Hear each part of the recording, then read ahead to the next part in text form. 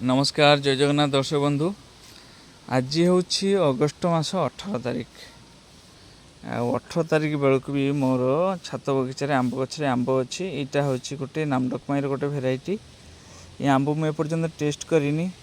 यहाँ पाचिले केमती लगुच से मुझे जानीपरि किंतु देखो छोट गचरे पाखापाखि यहाँ 600 ରୁ 700 ग्राम ओजन हो जो सैज्रे होती। तो यहाँ बड़ हेनी कि पाचापी हूँ तो टे लेट हे जेहेतु वर्षा दिन गरम दिन होते हूँ तो शीघ्र पाची जाए वर्षा दिन।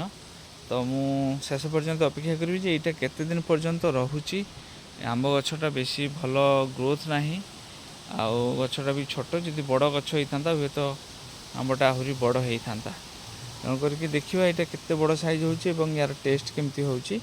एवं परवर्ती समय ये आंबर चारा तैयारी हम गछ टे भल भाव ग्रो हो जाऊ किसी नुआ ब्रांच बाहर से ब्रांच नहीं कि आम चारा प्रस्तुत करूँ। तो ये आपण मैंने देखिए जापे आंबर साइजटा केते सुंदर होती।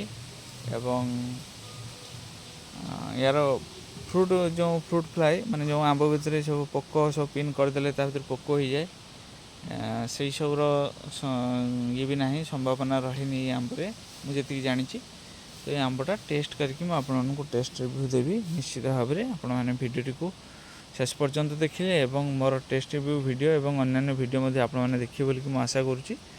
तेणु सेत पर्यंत रही भलरे था खुशी था आपण मैंने भलरे रहिले मुझे भलरे रही एवं आपण मानकर जो भल पाइबा से भल पाइबा मो सहित सब थाऊ। ये पिजुली गछ देखो के सुंदर पिजुली होती। ये गचरे 13टा पिजुली होती। एमती गोटे गचरे यही गचरे 10टा पिजुली होती। युड़ा ये तलपटे पिजुली यहाँ हूँ गोल्डन एटर पिजुली गोटे बहुत सुंदर भेराइटर पिजुली। तो एमती जदि आपण चारा दरकार हुए आपण मैंने जोगाजोग करके नहीं पारे।